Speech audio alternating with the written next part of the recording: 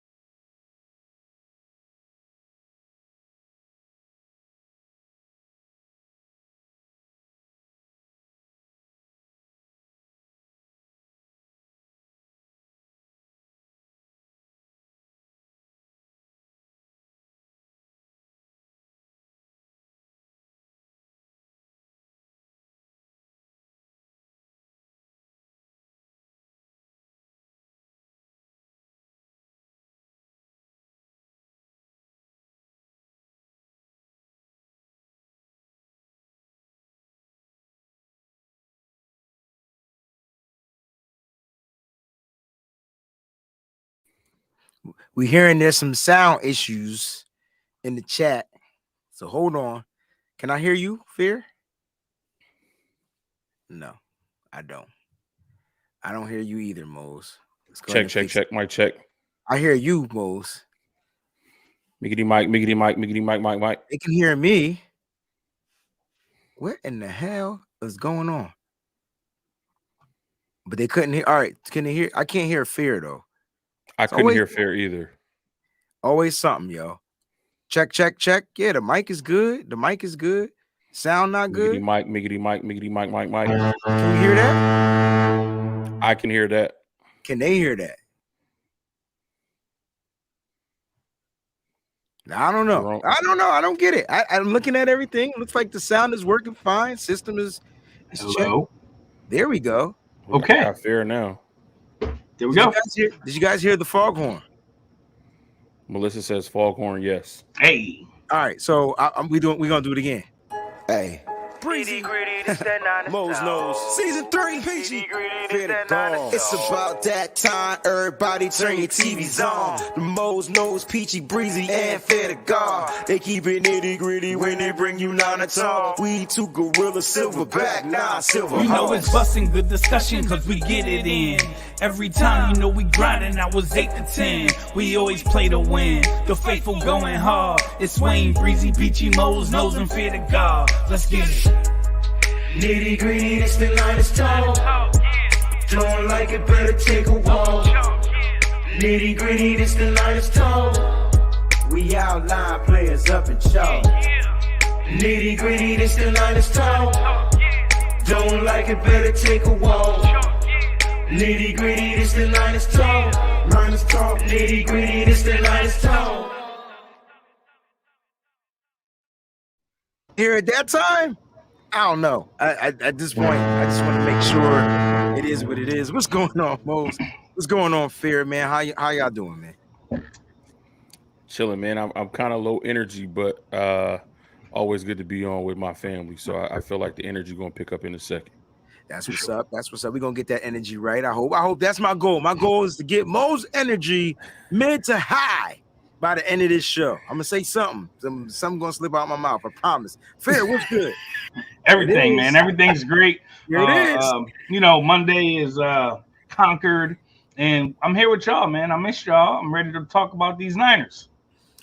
Yeah, we haven't talked a minute about the 49ers, man. It's been a minute, like, you know what I'm saying? And since then, the 49ers have gone on a 7-game winning streak.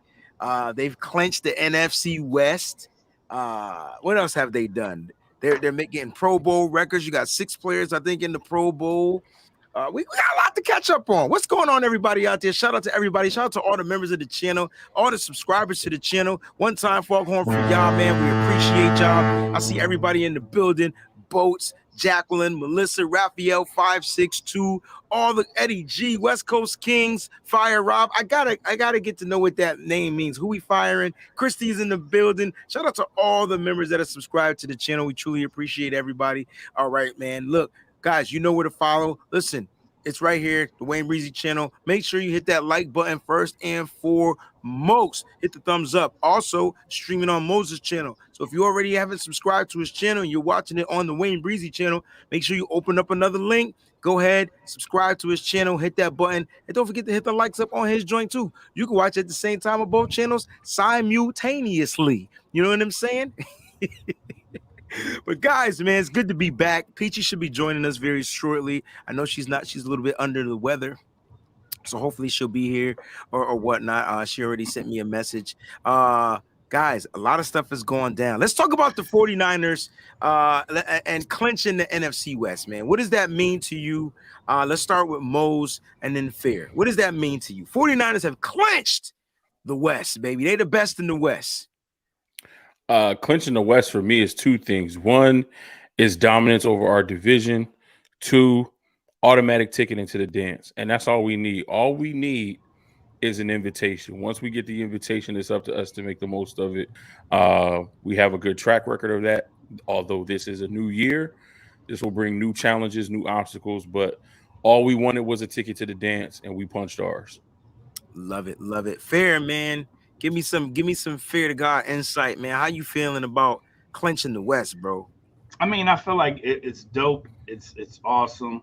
But still some things left out there that we need to, take care of, and some things that we kind of left on the table, I feel like. But it's good to clinch. It's good to know that we are definitely the ones representing the West. And, it's just a testament of this team, of the coaching staff, of, kind of where we were at the beginning of the year compared to how we're rolling now.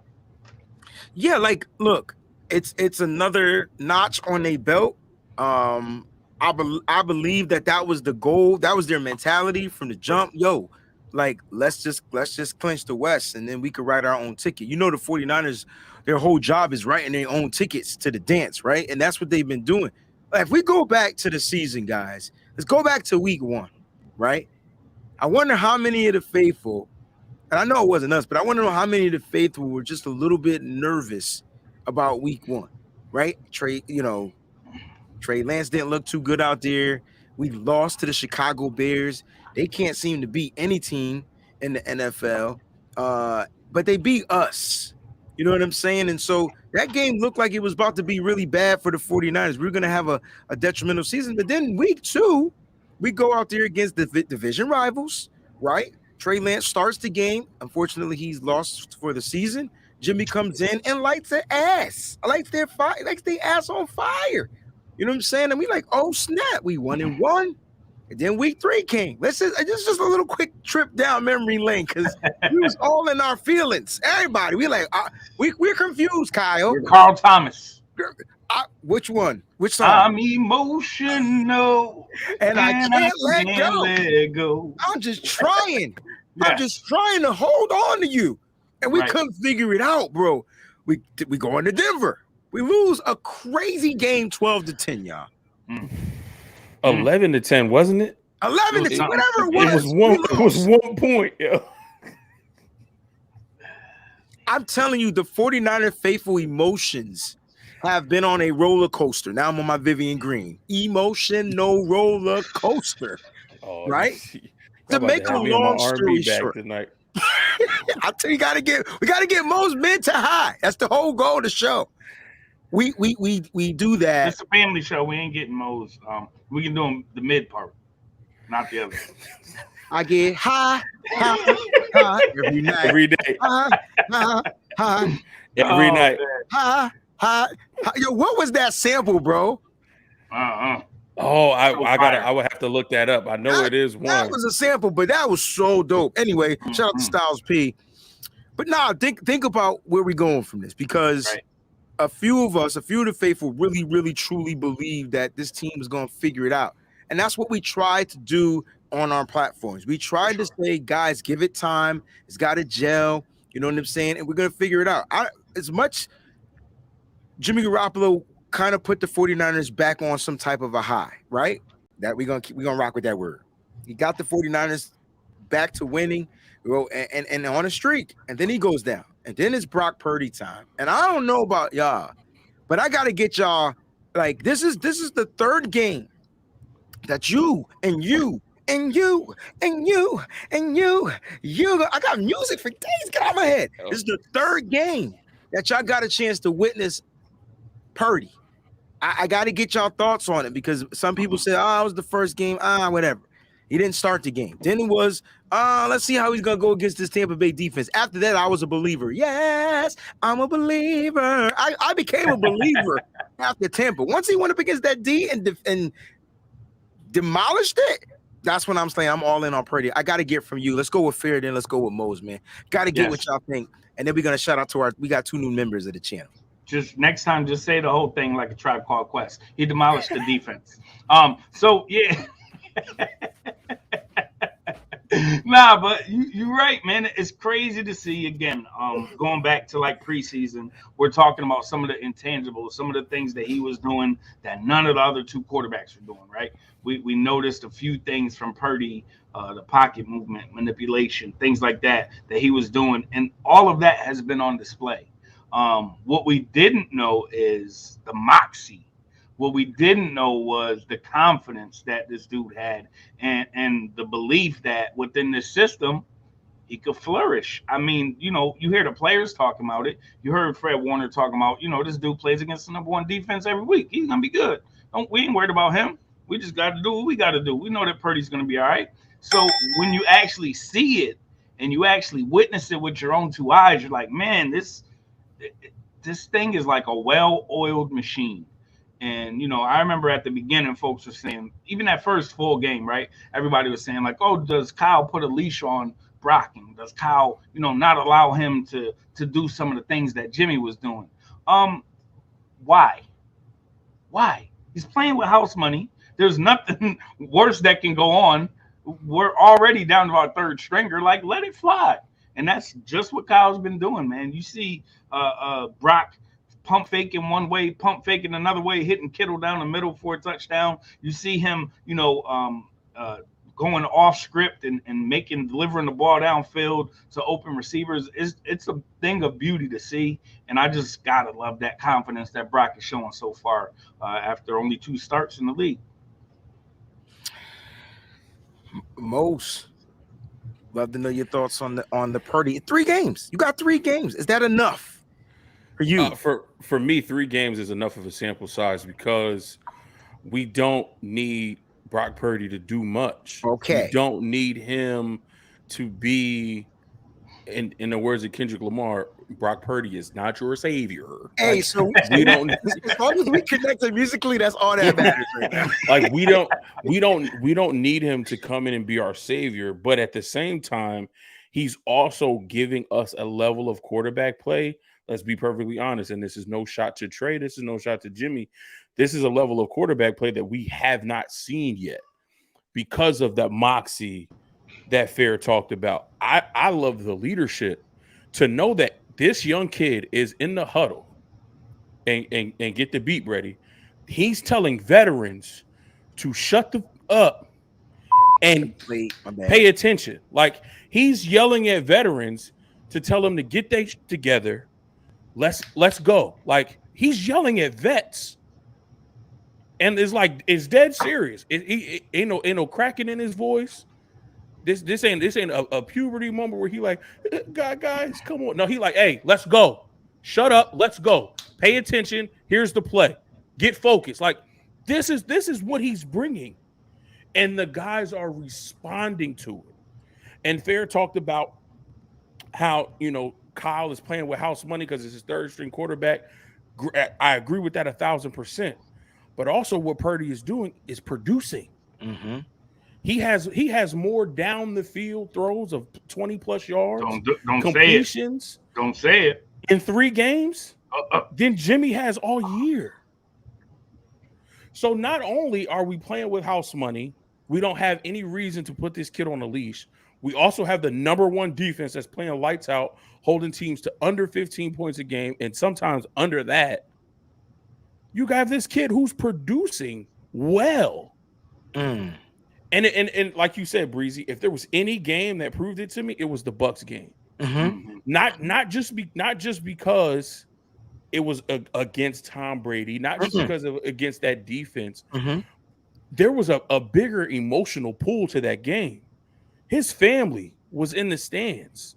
Yes. First time watching him in an NFL game. His first ever NFL start. Mm-hmm. And he's playing so well early on that the stadium is Purdy, Purdy, Purdy. His father is in the stadium hearing his namesake, seeing his son produce so well that the stadium erupts in the chant of his last name that it draws him to tears. For you to play through something like that and not have that emotion get you too high or too low to where you can't focus, but to be able to play through that, play consistently through that, stay poised through that, that showed me a lot about this kid. I got to add a couple of things onto what both of you guys said. You talked about Purdy, his leadership abilities, the fact that he's like, he's out to the veterans and captains. On top of that, Purdy, he's nowhere near a captain as far as wearing the C on his patch, but he's definitely a captain by nature, right? Did you see the post-game interview, the Seattle game, when he told Kittle that he talked too much? I think he meant that shit. Like, I really think he really felt like, and he said he was playing, but all good jokes contain truth. Come on, fair. Come on, bro. I just wanted y'all to complete that for me, bro, because Kittle was like, oh, really?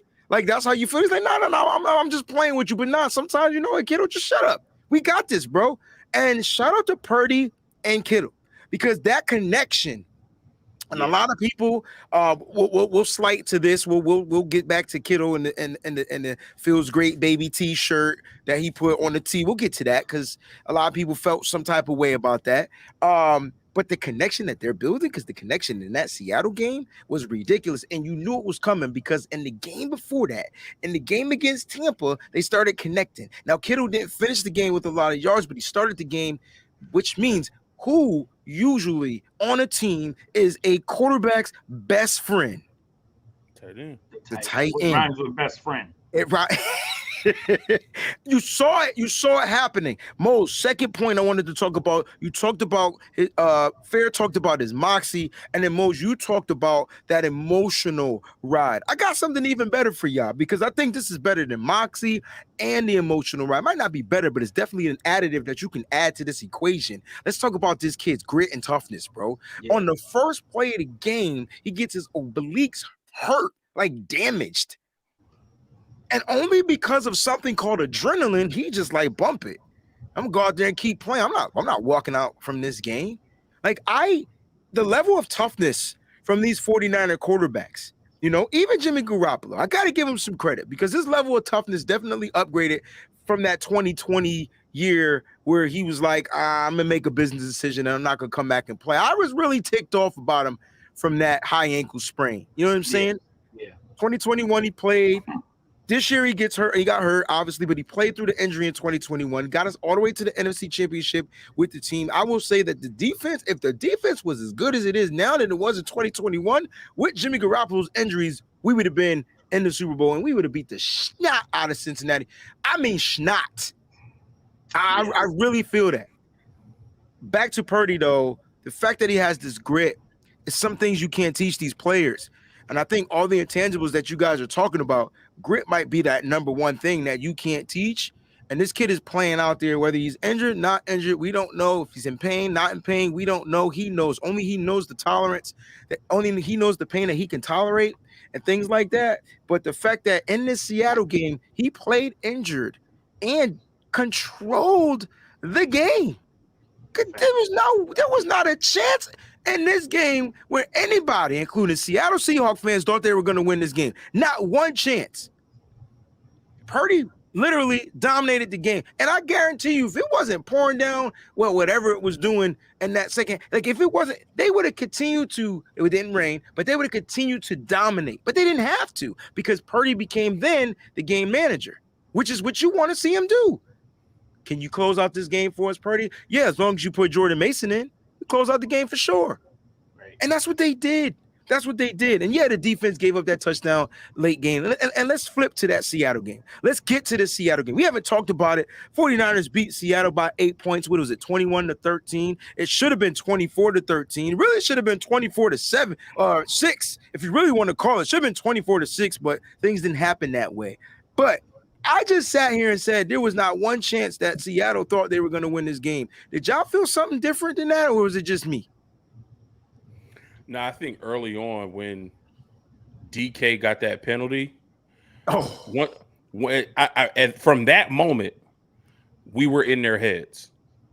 And once you get in their head like that, once you get, and especially now this team that doesn't have a leader like Russell Wilson, who can kind of pretty boy his way out of mistakes kind of like that, they don't have a leader like that anymore. They don't have a Bobby Wagner. They don't have a Richard Sherman or an Earl Thomas. Those leaders are gone. DK is that leader now on this team. Getting no calls, that's for sure. So, one, he's getting locked up. And two, he's getting an early penalty for taunting because he's in his head now. And once we got in his head and he got that penalty, we were in that entire team's head. And at that point, we just had control of the game. So I agree with you. I don't think there was any point Seattle thought that they were going to win this game. I think they were trying to fight to spoil as much as they could. But as that game went on, they felt it just like we felt it, that there was no way they were winning that game. Fair? Yeah, I agree, man. The refs attempted to, I'll speak my own piece, right? But I feel like the refs attempted to keep them in the game. We'll talk about the fact. I know we got a lot planned for the defense, but one very big play was that Demo pick six that got called back. And I mean, you look at any and all replays of that, and what can Bosa do differently? He didn't do. You had him second guess himself in the press conference, like, I guess I could have laid on the side a little bit. No, that was a textbook tackle. He didn't drive him to the ground. And you can't stop gravity on certain plays. It just is what it is. They don't usually call that. They called that because, again, the Niners were about to run it up, and this is a nationally televised game, and you got to kind of keep it close a little bit. So, here we go. It is what it is. Here we go. But at the end of the day, ultimately, the better team prevailed, and Seattle knew. They straight up felt it in their soul that there was no chance for them to come back and win that game at all. Yeah, I agree. I was there, and none of the fans thought they were going to win the game. They cheered when their team did something exciting, like got a first down or kicked the field goal. But other than that, none of them really felt confident. They knew that the 49ers were going to bring the D. Pause. Listen, will the league prevent Bosa from breaking the sack record? He's currently at 15.5 sacks. We have 3 games left. What does he need?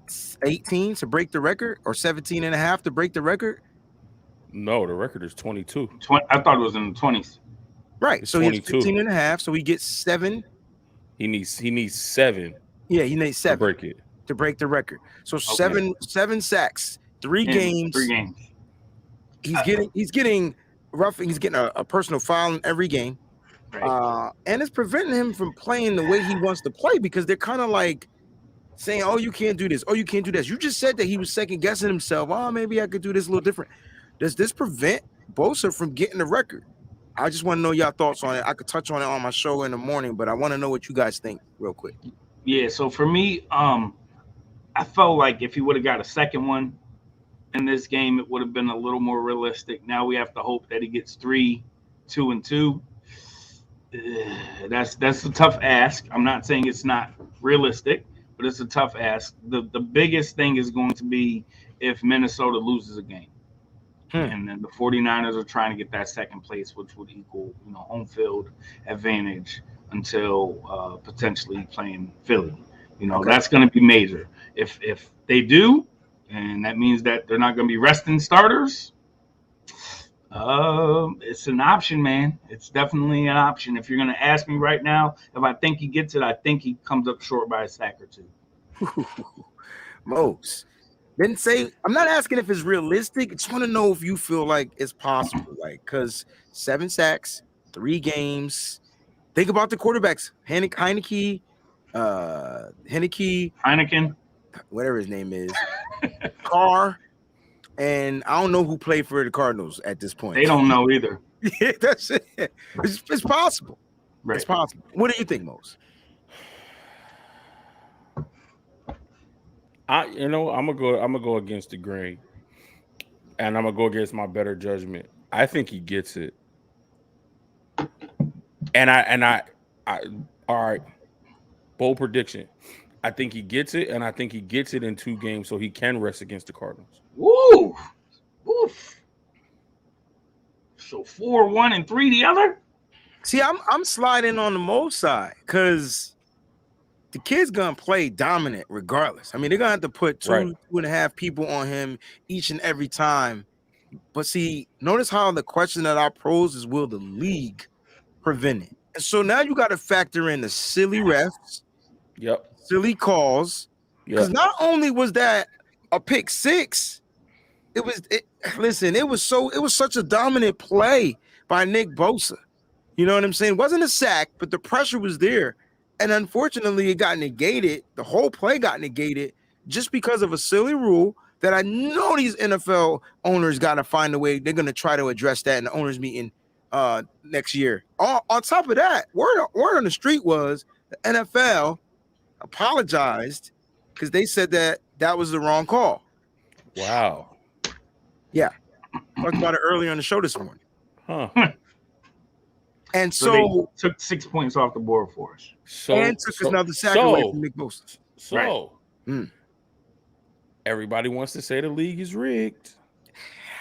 If the NFL, listen, the NFL made up the tuck rule to the Raiders yesterday, and apparently Keelan Cole was out, and they just gave him the touchdown. So if the NFL is in the business of making up bad calls, they're in the business of being in the business. Y'all might as well dig in bags of reparations, as we would like to call it, and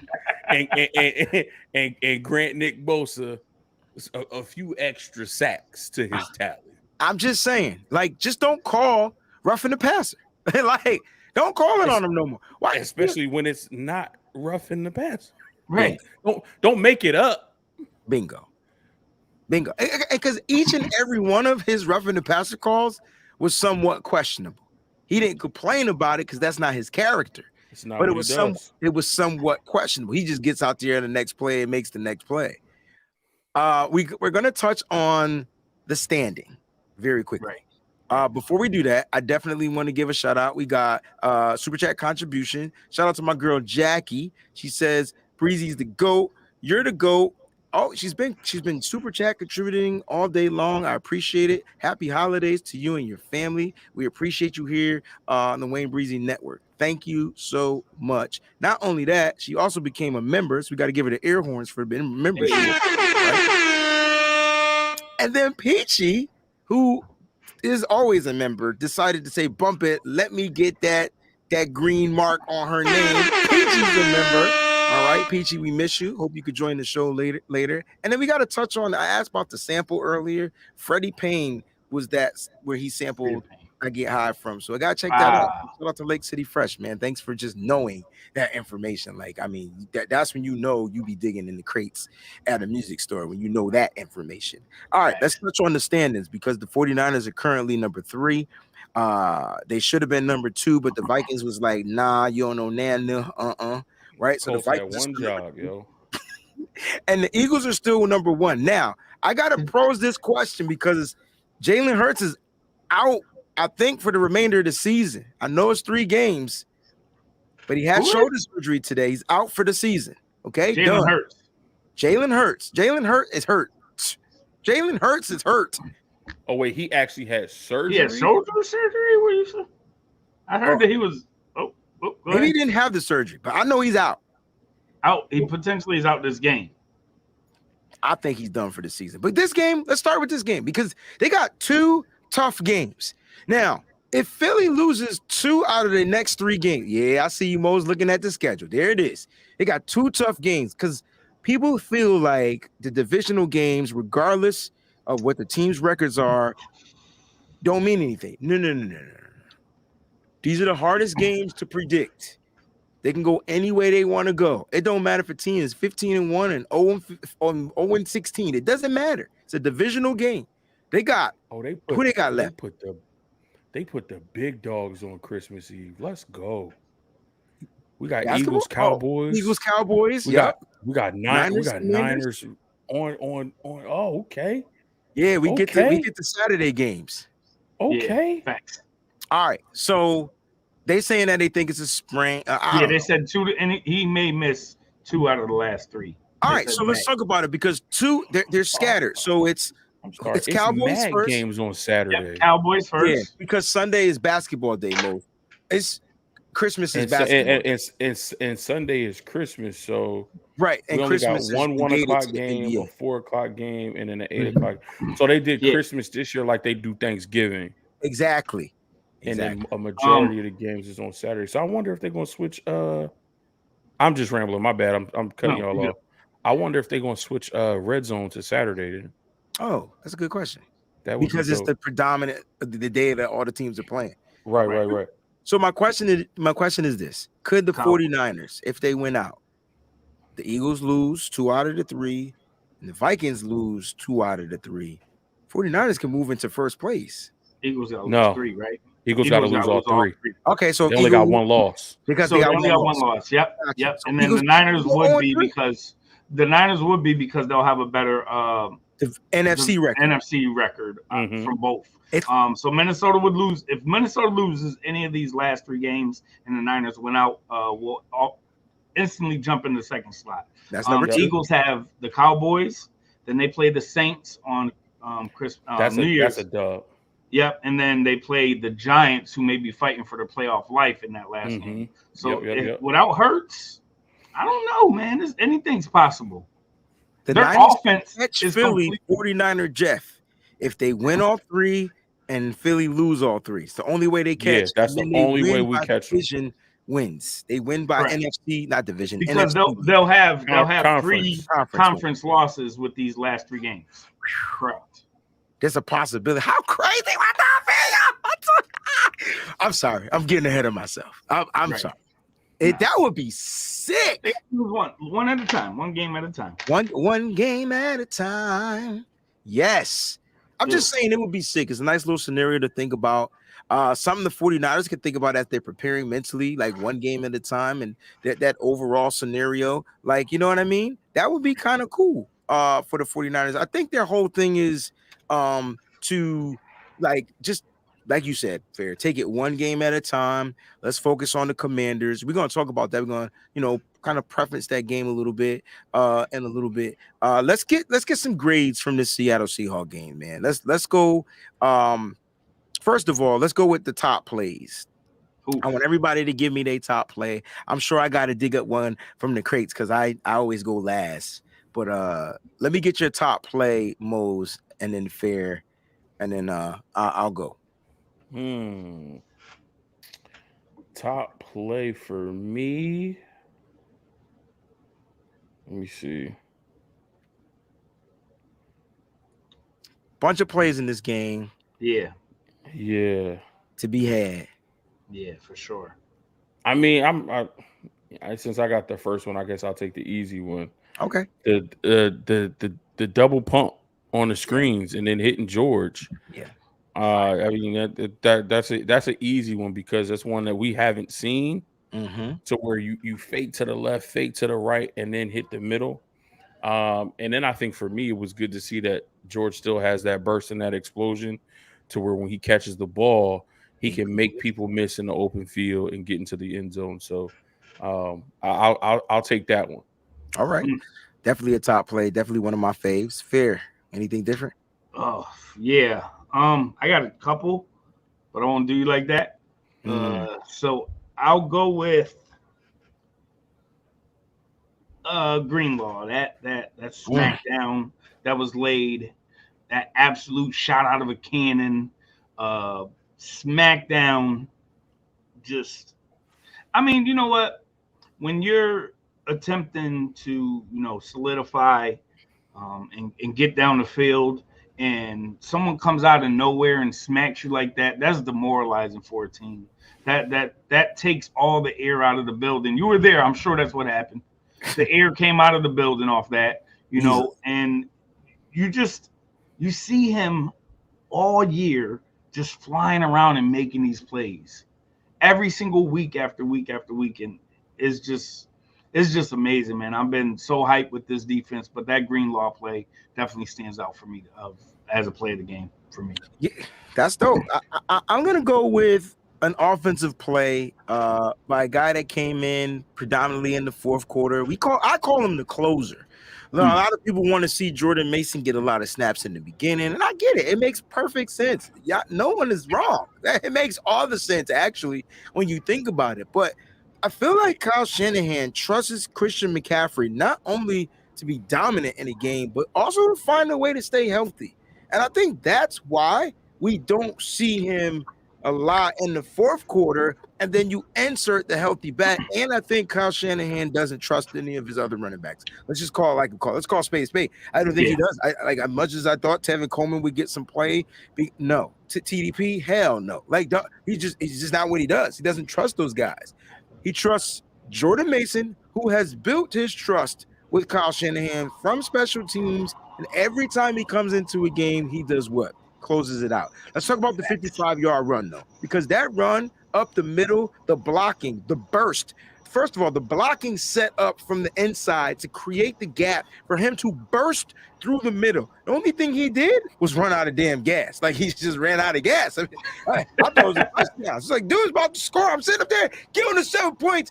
Hey, let's go. And then he gets tackled at like the 2-3 yard line. I'm like, damn, he ran out of gas, right? Jordan Mason, guys, going forward is going to be a problem if, and only if, hear me out, find a way to stay healthy. I think that's also a part of the trust. Now, really good question coming up. I'm going to talk about it this week on the show. When we bring some of these guys back, Elijah Mitchell has the potential of coming back. That's really quickly. What do the 49ers do with the running back spot? Because there's no way you could take the ball out of the hot hand Mason. Do you keep him as the closer and then let Mitchell spell Christian McCaffrey? What are your thoughts? Or are you going to promote this kid to spell Christian McCaffrey? No, I think even though he's been injured, I think Mitchell has earned it because when he's healthy, he's looked good. So I think it's Christian McCaffrey for the first half. I think it's a mix of Christian and Mitchell in the third, and then you close it with Mason in the fourth. Okay. I could dig that. And agreed. Yeah. That makes sense to me. Yeah, but I mean, we're at least like 3 weeks out from Mitchell potentially at the earliest coming back. Yes, sir. Yes, sir. So 3 weeks from that. So potentially this last game of the year, of the season, if not that first game of the playoffs. I love it. Let's do these super chat contributions. We got a couple more. Foghorns for the super chat contributors. 49er faithful.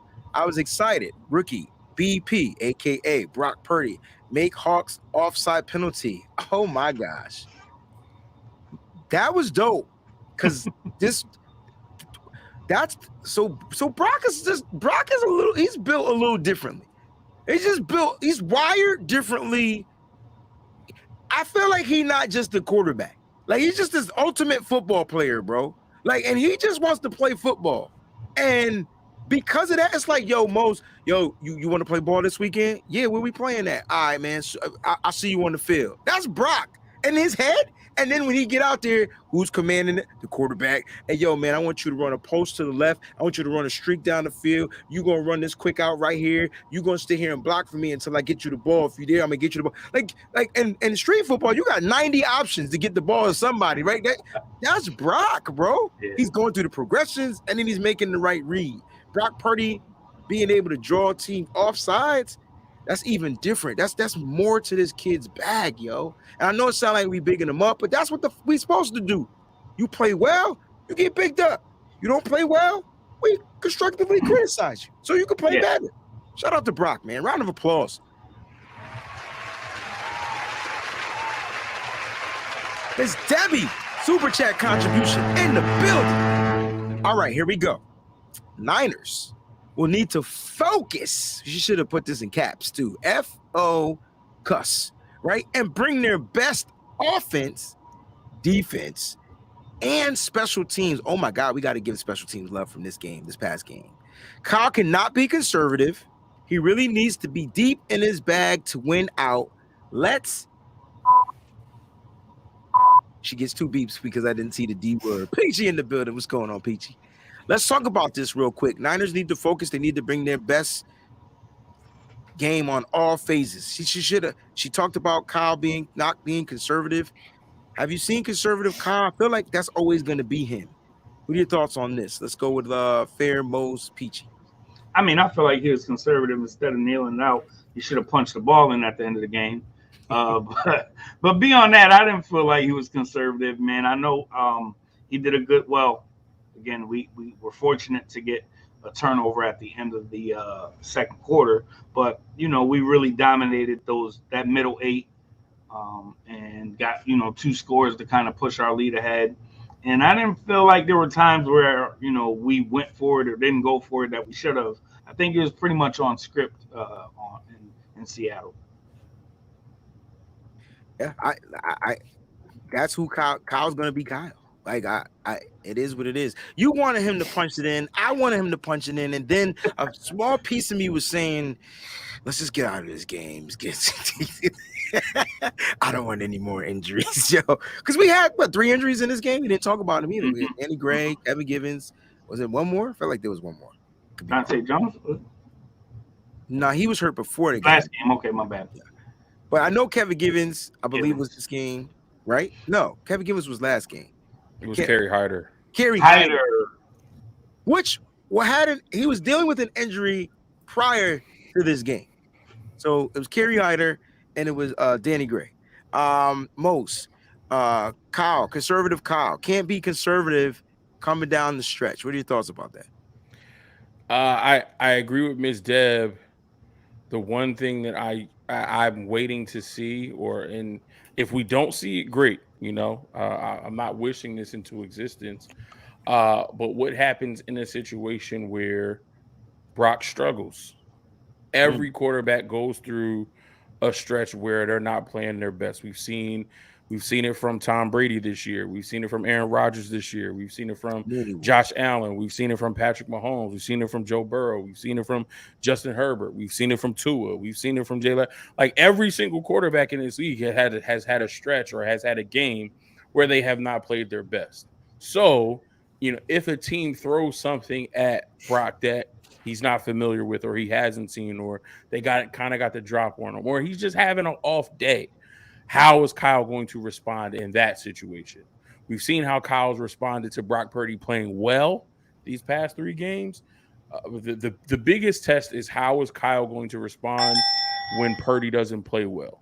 And I think one of the things that people talk about with Kyle Shanahan, specifically when they bring up, is he a developer of quarterbacks, is how does he handle them and their confidence? And how does he get them to forget the last play and worry about the next play and move on without killing them, without shaking his head and cussing them out and doing all this other stuff? Not to say that Brock Purdy can't handle that, but is he going to be the coach that says, don't worry about it, this is where you messed up, we don't need you to do this, but this is how we're going to correct it on the next drive, and then we'll be straight going forward? So I want to see how he responds if we're presented with that situation.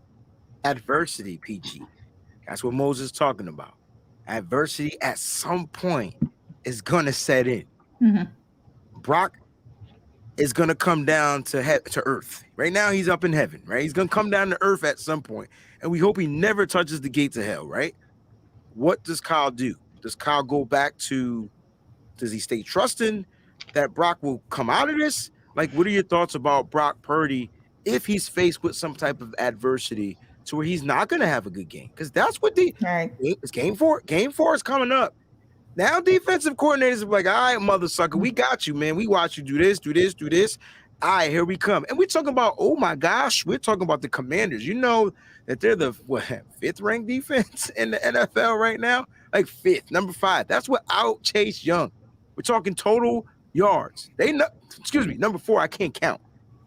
According to ESPN, we won, Eagles 2, Jets 3, Commanders 4. Not say that matters, but your defense is going to bring it. What are your thoughts about that, Peachy? Welcome back. So I really think that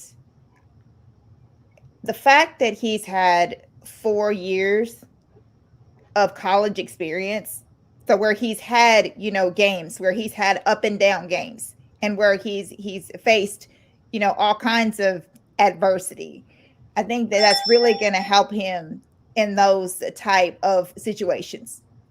So I really hope that Kyle will just continue to trust him, that he can, get his way through that, because he does have all that experience. That's where that 4 years of college experience, I believe, is really, really going to come into play. When people say that, like that Trey's raw because, this and blah, blah, blah. Well, on the other side of that, you have a football player who's played for 4 years in some pretty tough environments. And that's one reason why that I was not surprised how well he handled the Seattle 12s, because he's played at schools where it's been loud like that, like some tough environments like that. And I really feel like that he has the moxie and the mental toughness to just get through that. So even if he does come across that, I mean, I don't know what you guys have talked about before, but tonight, but just think about what happened to him, like the first play in Tampa. Well, against Tampa. I mean, there's a lot of quarterbacks that would have been like, yeah, okay, well, this is just not going to play. This is crazy. Like, he literally just got up and just balled out. I mean, all of us were like, oh my God, is he going to be okay? Is this, this is crazy. Like, he literally just got knocked back. And I think even for the Tampa defense, I think they were like, man, this kid is something special. Like, he literally got rocked. I mean, hard, and just came back. So I really feel like any adversity, I feel like that he's going to face, I think that he's going to be okay. And I think that he's going to find a way to get through it. I just need Kyle to just trust in his mental ability that he is strong enough to get through that. And I believe those 4 years of having that college experience is really going to help him to realize that the maturity of playing that. I know that it's not, it's the NFL, it's not college, but it's still adversity.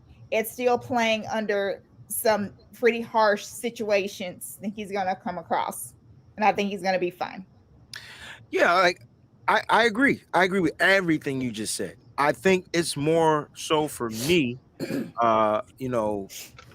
when the defenses say, okay, Kyle, you've been beating defenses like this, we're going to send you something different. That's not just Brock Purdy. Like, Purdy's going to have to figure that out as well, but it's up to, like, Kyle has to find a way to move this chess piece this way and that way. And I think we saw it. I really do. I think the double screen play was a bag, trick in the bag. And I feel like Kyle got a bunch of them. He ain't used not one of them this year. Right. Like until that game. And I really feel like he got some tricks to, like, just make the defenses find a way to play honest. And that's another thing we're not talking about, because Brock Purdy's making the defenses play a little bit honest. Like, this cat might just run for 20, 30 years. Like, so they have to play honest. My only concern is when you get that really good defense, if there is one, and I'm sure there's going to be one, you get that really good defense that can just match up man for man. And then most peachy and fair is that's when it's on Brock, right? That's when it's going to be on Brock. They're matching up man for man. So now Brock is actually going from game manager to the quarterback. And I'll tell you this, if he does that, and one of the biggest stages of his, I ain't talking no regular season game. We talking players. Right. We making it to the playoffs. Brock gonna start the wild card game. Hear it out. He better start the game after that, and the game after that. And now we talk Super Bowl. So that Brock should be the guy going forward. Period. Right? Under them lights, you already said it, Peachy. He can handle it. We watched him handle it in Seattle. That was lights. That was loudness. Guys, you've never been there. It was loud every freaking play. Yo, they were screaming defense on 1st and 10, 2nd down, 3rd down. I'm like, yo, just what happened to just 3rd down? Nah. And then the sound didn't just go up. It was like up to the right, up to the left, and it went in a circle and it came back down on top of you. It's like, what is wrong with this stadium? Yo, they pump noise in. It's legit. No, they weren't pumping noise, Peachy. This was legit. People. Like Seattle fans were there. It wasn't predominantly Niner fans. We were just in the building, but there were Seattle fans there. It's just the way the stadium is built. So when they get loud, it gets loud. So you said something about Brock. Yo, that no huddle cadence was dope. How you make them go off sides with the loudness? That was the question. Why we didn't get the free play? Now that's the question. That was the question. And somebody was like, oh, because the offensive lineman put their hands up and kind of like gave up on the play. The snap was at the same time. Refs, man. Yeah, that was crazy. Yeah. This is the refs. JP hella hard, 2,800. Thank you for the contribution, fam. My other brothers, I don't even know how to. Peachy, can you crack that code? No licking shit. I overstand G. I don't know. Don't know what to say. I know. Yeah, I think you guys good on that one? No lollipop. Yeah, no lollipop. I like it. Oh, or it could be no sweet shit. No, that too. Either way, they all make sense. Sucker. Oh, no sucker shit. No sucker shit. That's why we need Peachy. How many nitty-gritty folks does it take to solve a emoji riddle? Yo, I hate emoji riddles, bro. What the It's a sucker. Yeah. That was dope. No, I said, what did I say? Lick? I said lick first. I was close. That's nasty. It's a sucker. Bro, no, you weren't. No, you weren't. No. Whoa. Close. What do you mean you were close? Don't do that, Breezy. Stop it right now. Don't go down that road. Do not. Can we do turn the car around? Can we do a quick check-in with Mose? Mid now? We to the mid? I think we're a little bit past that. We did it, baby. Leave it up to Wayne Breezy to get us over the hump. I'm not even gonna read the chat. Yo, it went from 22 live chats to like 70. Pterodome. The King at Rock. That is his name. Y'all drinking Moet, and we got the champagne. Beastie Boys. Yes. Love it. Wow. Thank you for the contribution, super chat contribution, bro. I'm not even gonna read any of these comments in here. Yep. So I'm sorry. Let me look up the words, man. Lick and suck. I swear to God, there's only one word you missing. Why are you dragging it? Stop! Don't drag it. It's not the same. It's not close. It's not. Offensive grades, guys. Let's go. We're going to do offensive grades, guys, and then we're going to preview a little bit about this matchup on Saturday, a.k.a. Christmas Eve, 49ers, Commanders. They're traveling out there. They got the shorter week. We'll break that down in a second. I'd love to get your takes on this. Peachy, you go quarterback, and then we'll just rotate position, and we'll just give them some grades. We'll see if they touch and agree with us out there. Okay. I said pause, I think. Oh, I give the quarterback an A+. Okay. All right. A+. Yes. He went from a B- to an A+, Yes. game 3. Shit, I ain't mad at you. Argue about that shit. A+. No pushback. A+ everybody, or just that? No. A-. Okay. For me, it was a little, there was some miscues that he was fortunate enough to get back. Okay. I don't want everybody's take on it. Peachy said A+. We're gonna leave it at A+. Running back, Mose. Give me I'm going A. Ooh, yeah, they rushed. I heard two rushed and attack. Yep. They got busy. Christian McCaffrey, Jordan Mason, Lil Brock Purdy. It was nice. And Yep. I think Christian McCaffrey, every single game, he's getting more confident, but it's not about his confidence. It's not about him knowing the scheme. He just has to get comfortable with figuring out what his offensive line is doing. He's been rushing behind a different offensive line for the first 5 years of his career. Right. Now he comes to a new scheme, new team, new players. He just has to get comfortable. Where is Brindle and Trent Williams and Aaron Banks and Mike McGlinchey and Spencer Burford or Daniel Brunskill? He's got the R. Where are these guys going to be? Like physically, where are their bodies going to be? And how do I need to maneuver to get through this lane or to make it through this gap? Yep. So as he's continuing to play and gathering that important information, you're seeing how he's hitting these gaps and hitting these holes and then breaking it for 20, 30, 40 yards. The kid is special. He is. All right, let's get back to these positions. Fair, you got the meat and potatoes position. Oh my, I'm dying to know. I'm probably in A- there as well. B+, A-. We'll stick with that. Let's keep the A's going. Fairly clean game for the most part. Few penalties. The main one that stands out, I know there was one with Trent, another one with our guy. I don't even want to say his name. On the right side, just a couple little things they got to clean up, but nothing where they're just like getting beat, abused, or looking crazy that has happened a few other times. So I think it was decent enough, good enough effort by the O-line as a whole. All right, I got the wide receivers. I thought they made some big plays, but production wise, it wasn't there. It just wasn't a wide receiver game. So it wasn't like they had a lot of drops or whatever. It just wasn't a wide receiver planned game. So I'm going to give them a solid B. I felt like that's what they did.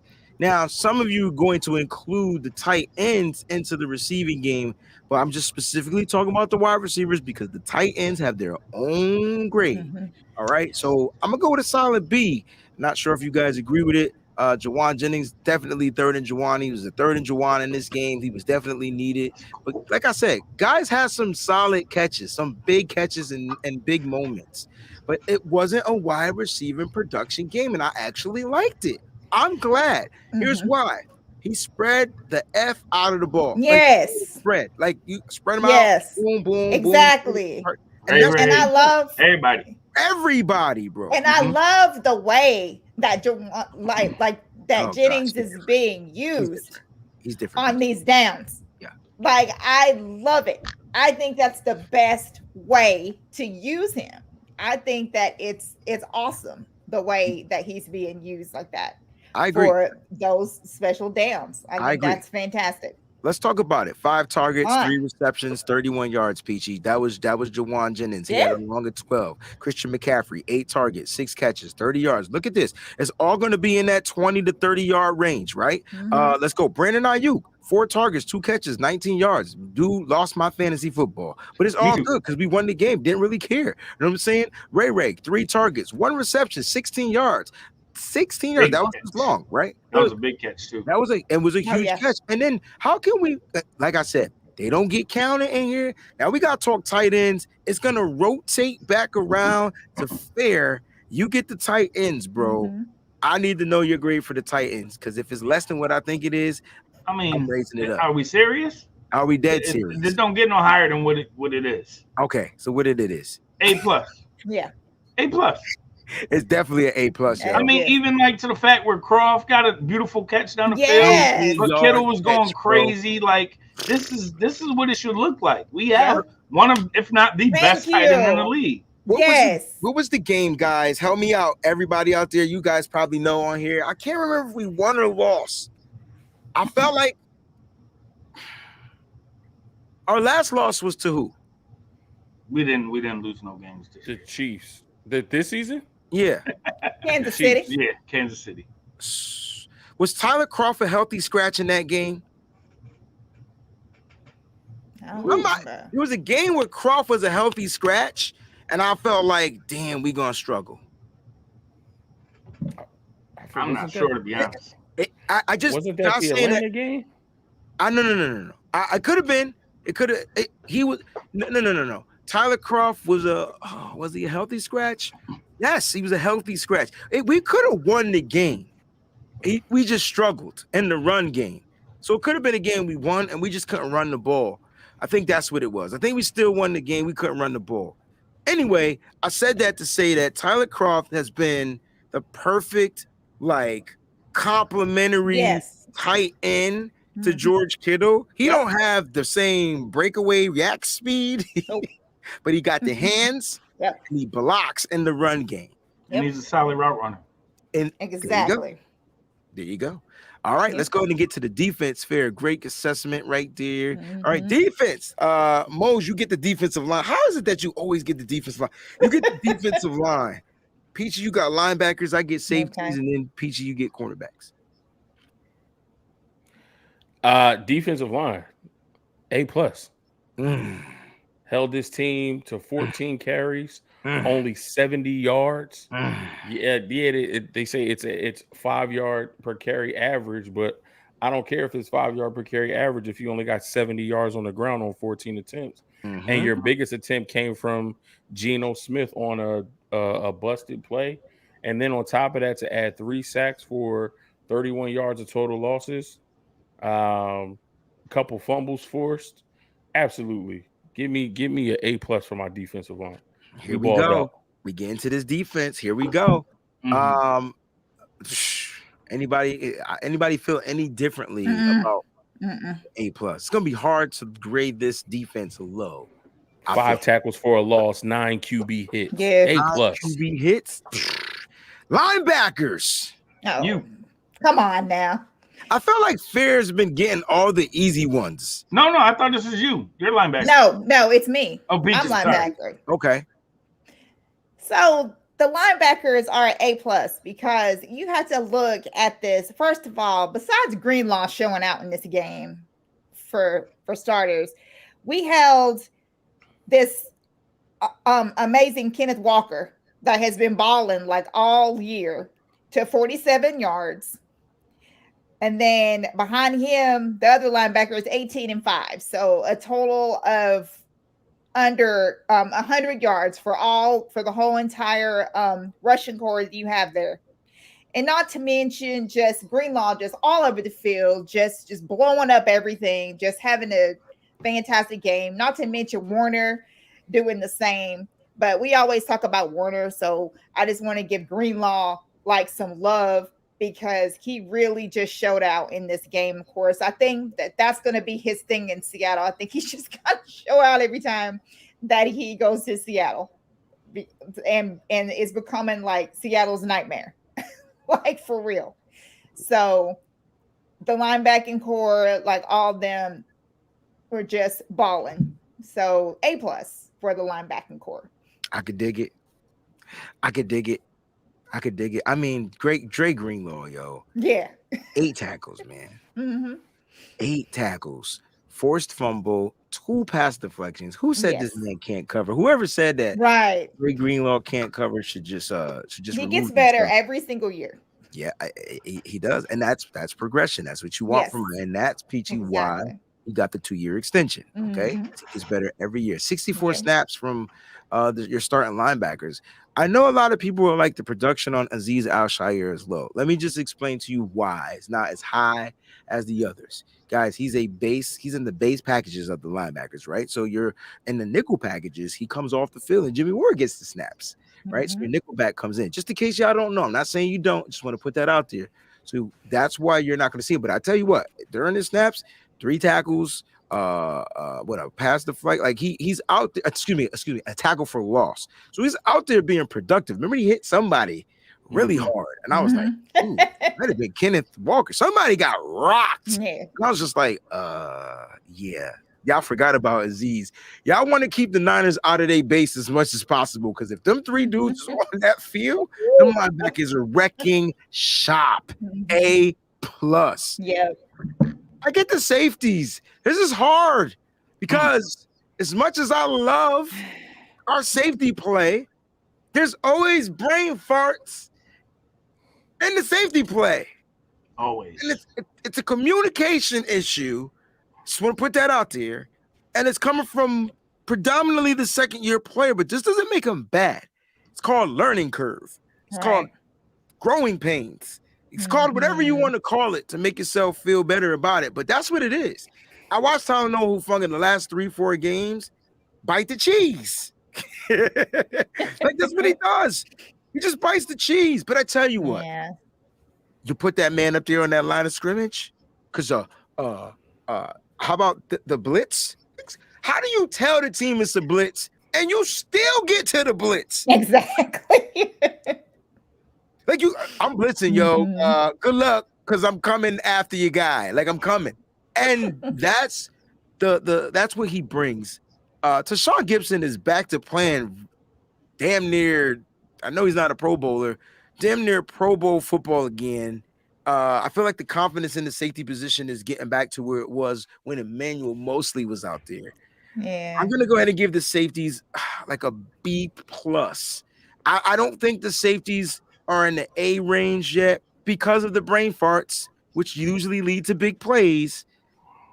But I feel like they're only going to continue to get better. And if I'm quarterbacks, I'm going to find a way to try to get Hufanga to make that mistake. And I want them to keep testing this young kid, because he's going to eventually pass this test, y'all. He's going to eventually not bite the cheese. I promise you that. Year 2, guys, give him a little credit. Dude was playing all-pro football until Emmanuel Mosley got hurt. I tell you that. He was playing all-pro. Then he started, trying to overcompensate for people being out there. But I'm going to give him a B+, man. Give him a B+. Any discrepancies? Want to go higher? Want to go lower? Just to get your thoughts, man. This is not a me saying. Just curious. No, all right, cool. not right. Peachy, you get to close it out with cornerback. Oh, man. I'm going to give the cornerbacks, I'm going to give them an A. Mooney Ward was sensational in this game, and so was Lenore. I was looking at Lenore's tackles in this game. He had 9 tackles. Mooney Ward had 6, but this doesn't even show like what Mooney Ward did out there. Like, he was just a nuisance, like the whole time that he was out there. And then, it sucked whenever he had to come off the field, because you could tell the difference when he was not out there from when he was out there. I thought that he did a really good job on Metcalf, and it was really yeah. So I have to give them an A, because Mooney was got all into Metcalf, and anytime that you can upset DK to where he almost gets ejected for just getting out of control, that's good enough for me. So that threw him off his game, and so the concussion injury to Mooney Ward, Peachy said you could tell it was different. Here's what was different, because I thought Janoris Jenkins held his own. He did. What they started doing though was they started putting like Metcalf more in the slot to get him open. And that's when it kind of like changed the game a little bit. It started allowing them to move the ball. There was times where you just like, why the 49ers just like giving up these little passes? They wasn't doing it all game. And you have to realize that Metcalf is no longer on the outside being locked up.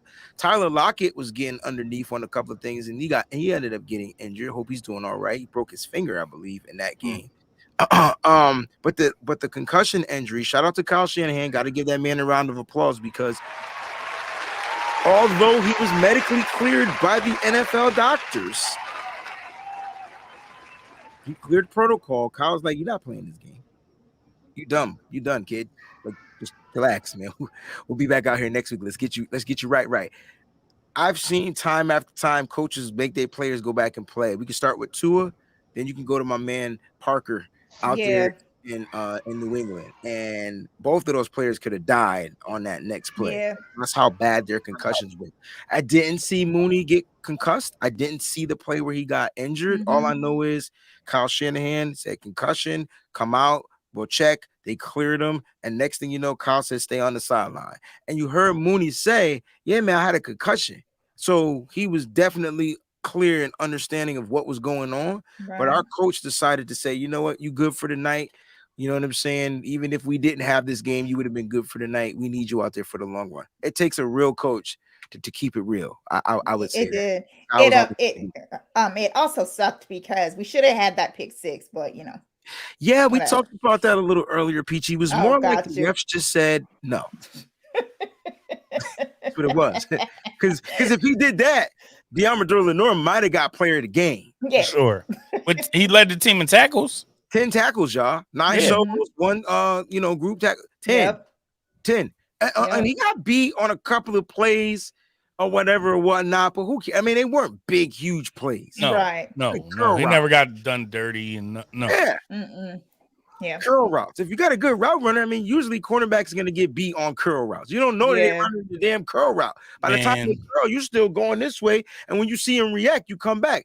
I will say, I think Deommodore Lenoir is definitely like upgrading his game. He's talk gonna about it. Man, we got so much to talk about in this offseason, bro. Just thinking, like, imagine where we would be without him stepping up his game. Twice, like, bro. He's the nickel. He stepped up so much this year, bro. Yeah, so much this year. Twice, bro. He started. He said, "You know what, Womack, you're a rookie. I could beat you for this," and he did. Right, and he did. And then what's name went down mostly, and he said, "You know what? I'm number 2. Put me outside. I got you, coach." Yeah, I like that, man. I like it. All right. Those are the grades. Special teams overall. Anybody want to give the special teams a grade? I mean, Robbie Gould missed the field goal. Mitch Wisnowski looked good. Coverage. Yeah, Mitch had like 3-4 in the 20. Coverage was poor. Coverage was bad. Special teams are great. Every time Seattle got the balls on a freaking 40. Like what?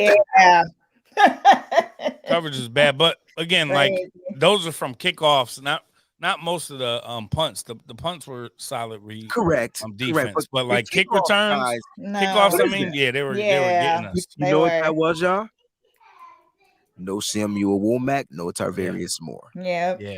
Yeah. Sure. No Forgot Dante Johnson. No Samuel Womack, no Tarvarius Moore. We got a shout out. We got a new member, JPLR 2800, man. Thank you so much for becoming a member of the channel. We appreciate you. We got a couple of contributions we want to get to. Nicholas Parra, this is my guy. What's good, my nitty gritty fam? How great does it feel to sweep the Hawks? Division up there. Wow. Continue. Let's get Peachy's take on this because Mose, Fair, and I spoke about it a little bit earlier. Peachy, you were getting off of work. How great does it feel to sweep the Hawks? It feels amazing. I was trying to remember the last time that we swept Seattle. I felt like it was 2000, I don't know, 12, 11, one of them years. Something. 2011, I think. But that defense. But what would even be better is like what you said on the Wayne Breezy show the other day is that if we just swept the whole NFC West, which we're very close to doing. We literally only have one more game left. One more game left. So that can definitely be done, especially with, everybody who is either hurt or just, not playing because they're hurt anymore in Arizona. So we should be able to do that. We should be able to knock that out. We couldn't figure it out, and you watch football way more than we do. Who's playing quarterback for Arizona? We couldn't figure it out. It's oh man, you had asked me that. You can't figure it out either. All right, as long as we're inconclusive. Taylor somebody. Who? Taylor somebody. All right. Lawrence Taylor coming out of retirement? What? If he come out of retirement, No, I'm scared. Like Taylor somebody. Taylor Rooks? I'll watch Arizona game. I'll buy a ticket. God. When's our flight? No, it's Trace McSorley. Oh, Trace. Oh, Trace. Yeah. Well, so with a T. I was close. Got it. Okay, so we have to mention this real quick about Frank Gore Jr.'s like balling that he had 329 yards on 19 carries. Just a beast out there. Yeah, and the most wholesome moment ever when his aunt crashed the press conference. And he got extra stiff arm. Like, he got to get a snap for that. It kind of went to the breastplate. Bro, he was still in mid-game form, bro. He was like, wow. He was still that adrenaline was still flowing. You notice he strategically did that after Thanksgiving, right? Because she the one who make the good plates. You could tell who make the good food, right? So next Thanksgiving, Auntie need to play that blurb real quick when he come up to get a plate and be like, chill, Frank. Who lost that? Get up out of here. Yo, y'all grimy, yo. When Frank Gore calls in, I'm gonna tell him, you did it. Like, I'm just gonna sit. Yep, I got you, bro. 100%. Terradome, shout out to Nick for that. He gets the foghorn. Also, Terradome, he gets the foghorn too. I know Huff. Hey, I like this one. I know Huff has a master's in Troy P. Woo. But I would love for him to get his doctorates with Ed Reed from the U.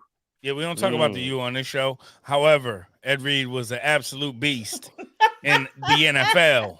Oh, Lord. Over there with the Ravens. He was a beast. We don't talk about the Ravens here either. Whoa. I'm with it. I don't like him. I'm cool with it. I mean, we ain't worried about them. That's true. I listen. I still have a tough time getting over that Super Bowl. Understood. Me too. It's there. Like, I can't watch it when it come on TV. Nope. I can't. Nope. Why are we not roll out one time? Let's not even I'm not gonna go down that rabbit hole. Red or blue pill. Nope. Yeah. Nope. Mm-mm. Why didn't we give the ball to Frank Gore? No. There's so many things that we could have done there. How was your day today, man? I don't know, but I tell you what, the 49ers decided to work out some players at the cornerback position. Do you think it's because of the Mooney Ward's concussion protocol? Or like what are your thoughts about this? They worked out all DBs, Devin Key, Scott Nelson, Trey Swilling. Are they not happy with the Jackrabbit? Like, what are your thoughts? I mean, I don't know. No, they're not happy with Ambry Thomas still. Ambry Thomas could not figure out how to stay healthy this year. And unfortunately, he couldn't get better. Like, it's crazy. Yeah. And I think with the injury to Mooney Ward, even though he might play, but also the injury to Dante Johnson, yeah. I think Jackrabbit came in and we saw that he can give us play at corner. On defense. Yes. So maybe we need to bring in another young guy, fresh legs, to help us on special teams. What's going on with Quantrez? Because we also mentioned that there was no Tavarius Moore and no Samuel Womack. Yes. So I think these guys would be more for special teams so that we don't have to dig in our bag and get more of our depth pieces to play special teams. As opposed to them playing corner. I just thought that it might be if that we may be just trying to bring some people in just in case, we go ahead and this is locked up to where we're at the three seed and we can't move and we're stuck there. And the 49ers are wanting to make sure that their players stay, in one piece down the stretch. So I thought maybe they were just bringing in some bodies, that they could put out there. Maybe, like in the last game or two, depending on what happens, because Minnesota, whatever, Indy, I can't believe that.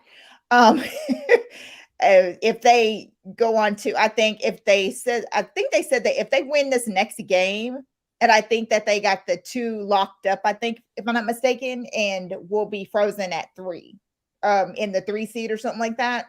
So if we're locked in the 3, maybe they're trying to do that just so they can bring some bodies in, so they can have our guys, fresh and ready. You know what I'm saying? So they won't. How will we get locked in the 3? Only way we get locked in the 3 is if we lose, though, because we can still get the second spot and we could get the first spot if Philly lose all 3 games. And we're hurt not being there. If we win all 3, Philly lose all 3, the 49ers will be in first place. Just putting that out there. That's a scenario. I don't see it happening. Gotcha. That's a scenario. As far as we have a better conference record than the Vikings. We're 8-2. The Vikings are 6-3. You know what I'm saying? Okay. So we gotta play. That's the whole purpose of that extra game. Whole purpose. Like the Vikings have to win out. Okay, got you. Yeah. Oh, all right. To build up that conference. Who does Minnesota play next? That's a good question. They play. We did the New York Eagles. Giants on Christmas Eve. They could lose. Giants got some big time games. Then after that, the Giants got to win out to stay alive. Yeah.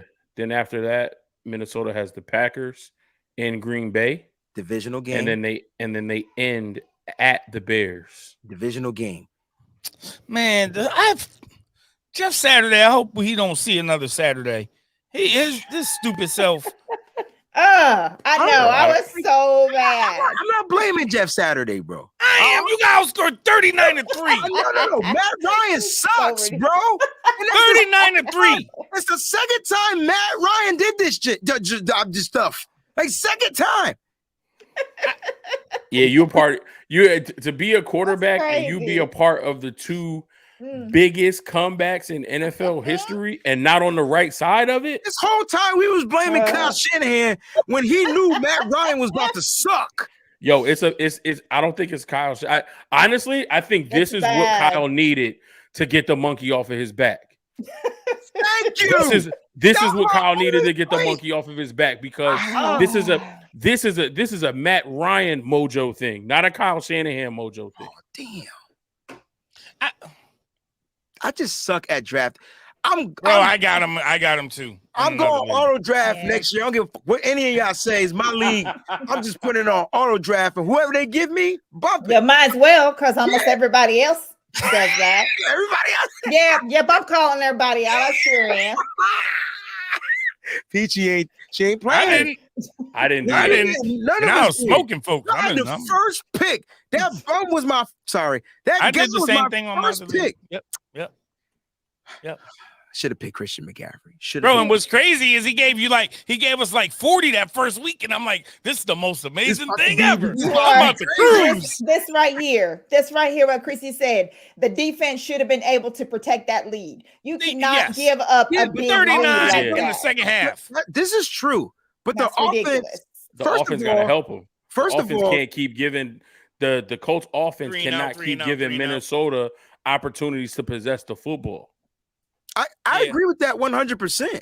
But if you're a veteran quarterback in this league, you have to figure out a way to say, bump it. I'm going to do it myself. That's what great quarterbacks do. There's times we watch defenses just lose it. They just can't. There's zero gas. They can't figure it out. Bro. They've lost it. And great quarterbacks find a way to win these games. And Matt Ryan found a way to turn the ball over, found a way to do it. Like, he just found ways to lose. It's so ridiculous. At the end of the day, you're right. Like, the defense They got to hold their scored. lead, but listen, you can't give Kirk Cousins turned the ball over 95 times and won this game. He did. 95? It was so bad. I texted Miss Debbie and said, is Kirk Cousins hurt? Is he not playing? Is there another quarterback out there? Bro, they scored more than a point a minute. That's ridiculous. Why That's crazy.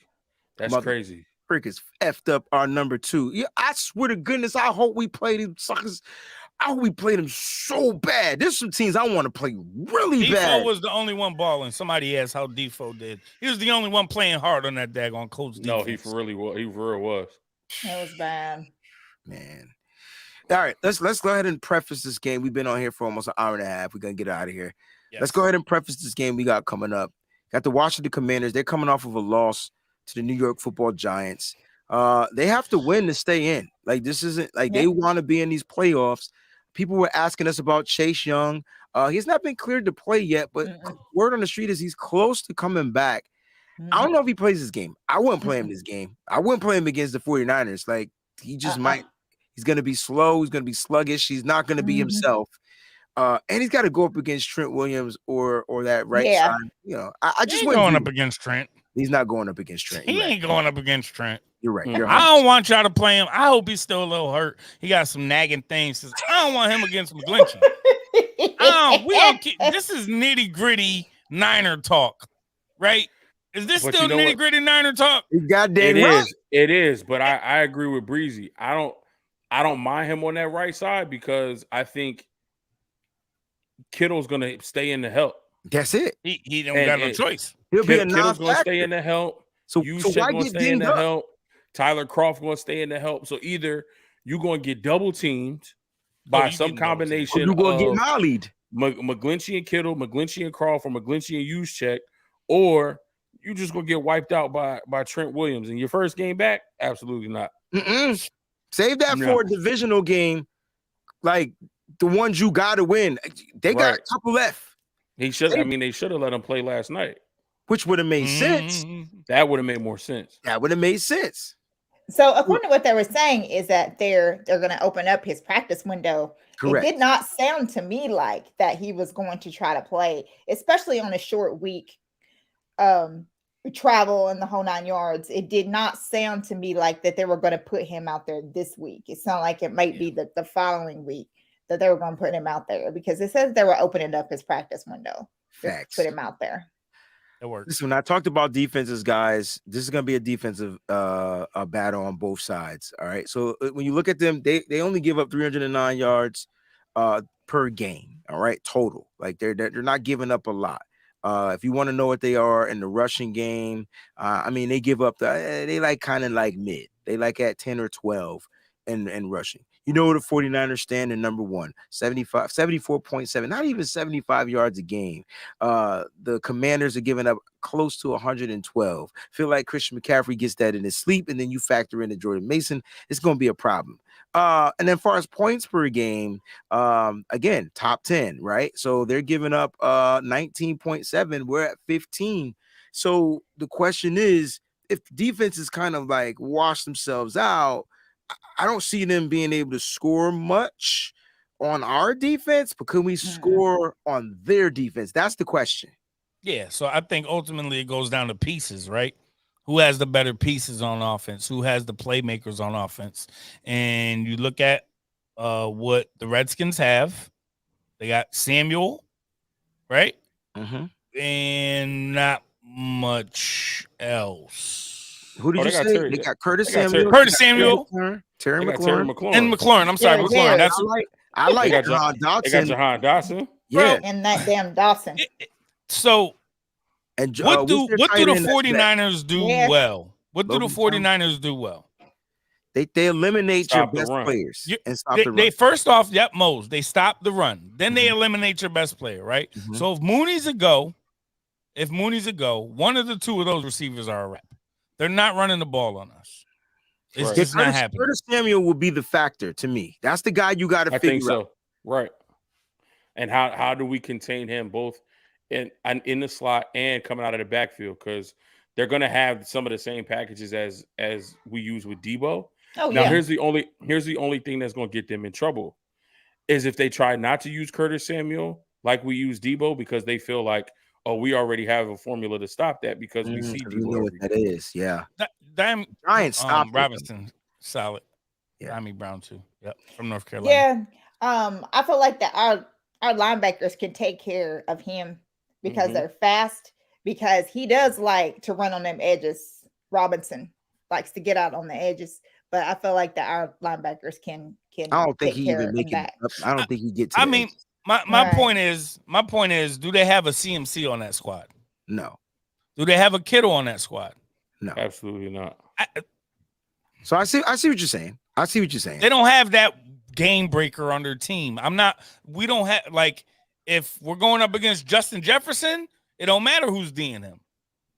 You know what I mean? If we're going up against some of those elite players, they just don't have those. They don't really have good players. They don't have those elite players that are going to just be game breakers. So I'm not really stressing the Redskins offense. They should be worried about what our elite players can do to their defense, though, ultimately. Right. And I think that's what's going to be the difference. Okay. All right. Anybody else want to add anything to that? I felt like that was very well said.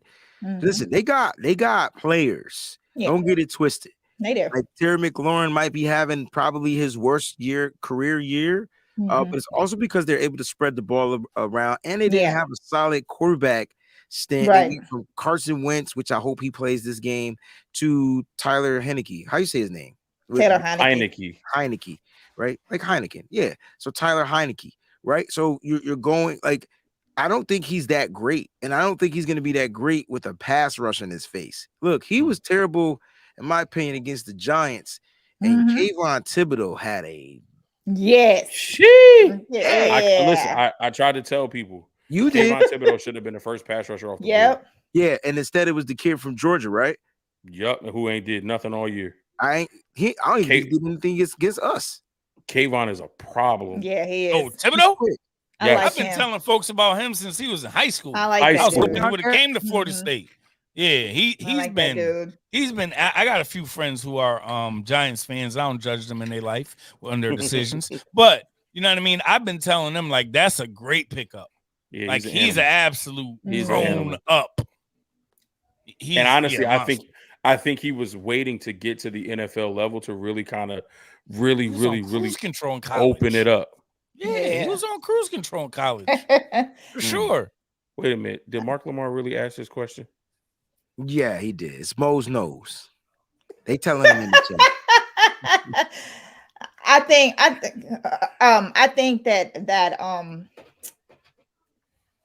think Bosa might be able to get at least.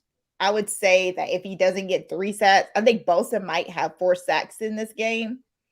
Because that O-line, I mean, dude's right about that O-line. I think that D-line might allow Bosa to eat because I know that he's trying to get that sack record. I think that might be a good game for Bosa to up his sacks in that game. I like it. Great game for Bosa to do that. For me, it all comes down to will they continue to stop the run? They're going to get probably the most physical running back that they've had in a long time. Oh, yeah. I watched Brian Robinson run yesterday, and the kid runs I love him. hard. He does. Right? They're going to get a physical guy. Yep. But Armstead's there. Kinlaw won't play this game, guys, even though his practice window's open. Yeah. The question is, he'll be back next week, I think.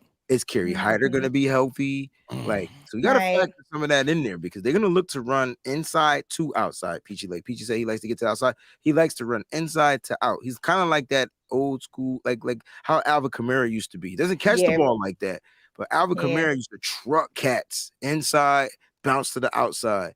Whereas Christian McCaffrey's outside and he can cut to the inside. Speaking of Christian McCaffrey cutting, I'm going to need him to beat one man. Like he's got to figure out how to beat just the last guy on the run. Just hit the Madden button, bro. Hit the juke stick and then put the jukebox on and just he'll be gone. Like no one, it's one guy he has to beat. Exactly. That touchdown. So if McCaffrey, if you're watching, just hit the Madden juke button and get ghosts because you always got that one last guy. But I think this game is going to be good, not easy. No game is easy. It's on Saturday. Teams play different on Saturday. Exactly. As we see, we're lit. It's weird. It was weird games. Yo, I'm in TJ Maxx and people thought I was going crazy and it wasn't even my team. I'm like, no, these mother didn't lose and blow this game. What's going on right now? Like they blew. People were like, yo, the coach just blew a 33. I couldn't believe it. I could not believe it. I was like, what is going on here? 33-point lead. Yes. And it wasn't like the score was like 52-19 or something crazy like that, where it's like, all right, like the other team at least scored some points so they can find some type of rhythm or momentum off of something that they did in the first. Like the Vikings had 0 points. Nothing. 0. They did nothing right. 0.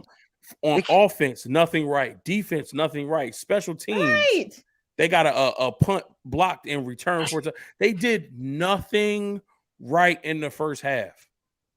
And to come back from that type of deficit, like it's Kirk crazy. Cousins didn't even know that was an NFL record for largest comeback in NFL history. Dude had to take a moment, Mose. He was like, bro, I need a moment, dog, to process that. Like, so I threw all these picks and tried to give the game away.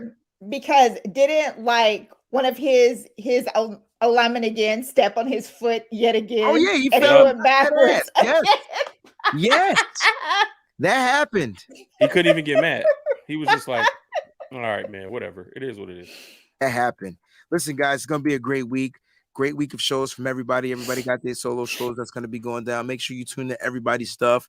We appreciate you for waiting patiently for a Nitty Gritty Niners talk show. We are glad that you were here. Shout out to all the members of the channel. Shout out to all the subscribers to the channel. Shout out to everyone out there in the super chat. We truly appreciate you guys in the regular chat. Guys, we're going to get up out of here. Real quick, you don't have to give a score prediction, but do the Niners win this game? Let's just go yes or no. Peachy. We'll start with Fair. We'll end with Peachy. Yes.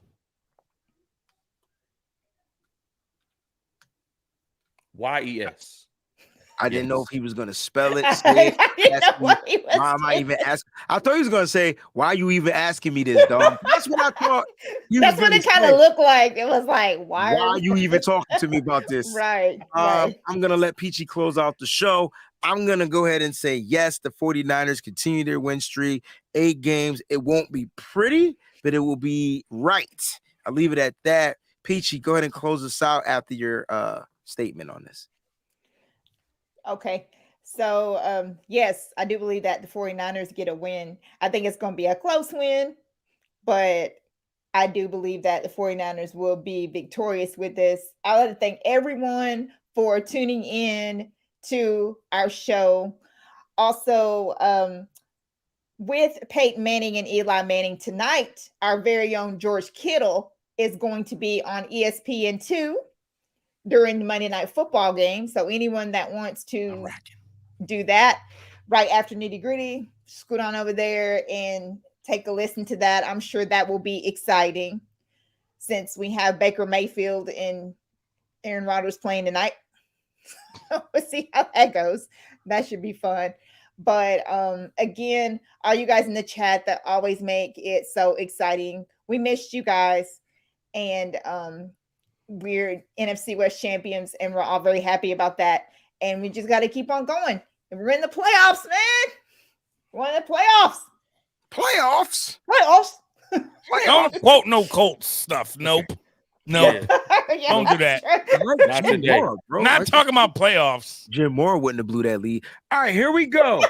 Which 49ers defensive player will most likely make All-Pro? Was it Nick Bosa, Dre Greenlaw, Fred Warner, Talanoa Hufanga? 194 votes. Who'd you guys vote for? Or who would you have vote for? Nicky Bosa. Nick Bosa. I'm going with Dre Greenlaw. I would have voted. I think Greenlaw is playing all pro football, leads the team in tackles, is a machine out there. Fair? It's a defensive player of the year, though. Right. Yeah, the question is most likely. Yeah, but I said all pro. Yeah.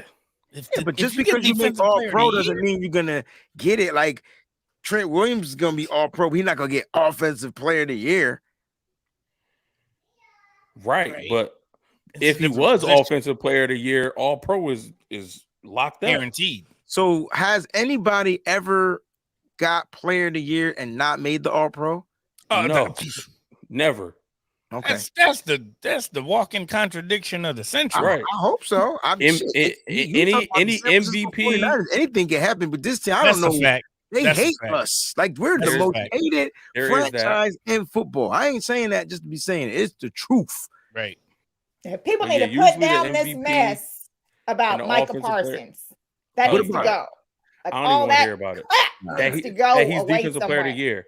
I put on Twitter the other day. I'll take Nick Bosa and I'll take Hassan Reddick from the Eagles over Michael Parsons. And I'll even add another name. I'll take Matthew Judon over him. From the Patriots. I'll take Chauncey Gardner-Johnson, who's I think leading the league in interceptions. Where does he play over Michael Parsons? Philly. Damn. Bro, they got a lot. Yeah, they got a lot. Yeah, they got a lot. That's what I'm talking about. Like, but they giving up 30 points, y'all. They giving up points. It's because of how fast their offense is. Yeah, their offense is so explosive. Okay. That other teams have to get a lot of shots. They get a lot of shots. Yeah. I guess, man, because I think both offenses are so explosive. If we do end up seeing Philly, which probably won't be until the NFC Championship game, I think that's going to be more of a defensive battle than an offensive battle. And I think the offense that figures out a way to get to make that big play, that's the team that's going to win the game. So I think it's going to be about a defensive battle over a offensive battle.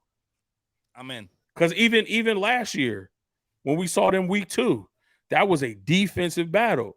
But it took a huge play from Deebo Samuel at the end of the first half that gave us that momentum going into halftime, and then we just rode that the rest of the game. But that was a defensive battle. I could dig it. Yeah. Listen, ladies and gentlemen, thank y'all so much for tuning in to Nitty Gritty Niners. We truly appreciate you guys. We'll be back next Monday night. All right. So make sure you guys have your alarm set to all so you don't miss a Nitty Gritty Niners talk show. Again, make sure your alerts set to all on this channel. If you're not already subscribed to Moses' channel, make sure you guys go ahead and do so. Fair, you got a channel out here, right? They need to subscribe to your show. The Nutso podcast is out there running. Nutso bunch. Nutso podcast. Let's go. The Nutso Bunch podcast, guys. Make sure you check it out, man. If you're just gonna get it all on that particular show. You're gonna get pop culture, sports, music, licking and sucking. If you easily offended, don't listen. I'm gonna just tell you right away. Well, I'm just letting them know they're gonna get the real there, bro. They're gonna get the real. Listen, you will see us before Christmas, but like our sister Tanya says, I want to wish everyone a Merry Christmas to you and your family. Happy Hanukkah, Happy Kwanzaa, and whatever it is you choose to celebrate with your families. We definitely appreciate you. Bless you all. We love you. And enjoy your week, man. Enjoy your week. Yo, Fair, I need one of them signs for Christmas, bro. Send it to me now. We out, y'all. Stay up, stay faithful, and always keep it nitty gritty, y'all. Peace out.